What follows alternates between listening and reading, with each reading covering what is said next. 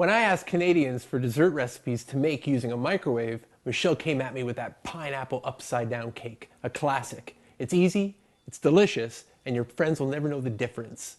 Let's get to it. First things first, with our pineapple upside down cake, we want to create a caramel sauce for those pineapple rings and cherries to lay in. I've got the butter. Basically, we're just going to melt that butter for about 45 seconds in our microwave, and then we're going to add some brown sugar to it.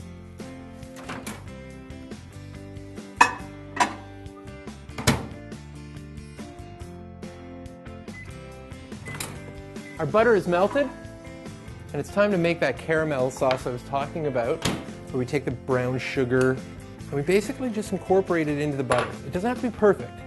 Now, we've got canned pineapple rings. We'll take about 5 to 6 rings into our dish. And sometimes what I'll do is I'll take a pineapple ring and just break it in half and place that in between some of these pineapple rings. Next, the pineapple upside down cake cannot truly be a pineapple upside down cake without the inclusion of maraschino cherries. Now, we've used a lot of butter in our caramel sauce, so for our cake batter, we're going to use a little shortening. We're also going to use our granulated white sugar, and then what we'll do, we'll cream it just for about a minute or so. Now we want to scrape down the walls, making sure all of our ingredients are working together. And then we're going to add the eggs and some vanilla extract.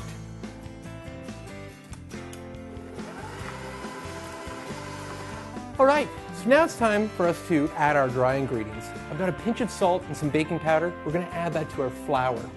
We're going to just stir it together so that some of those dry ingredients are commingling with one another. And then what we want to do is add this to our very loose batter. What we need to do now is add a little more flavor from the pineapple juice, and I also have a little bit of milk, and totaling that, about a half a cup of liquid is going to go into our batter.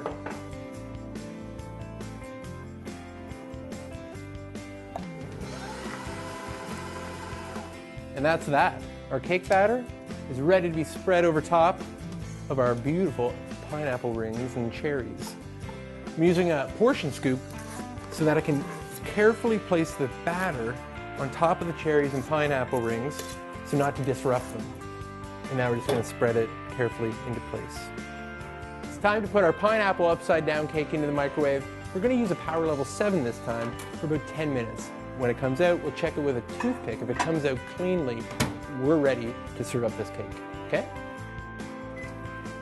My favorite part of this whole preparation is flipping out this upside down cake onto a footed platter.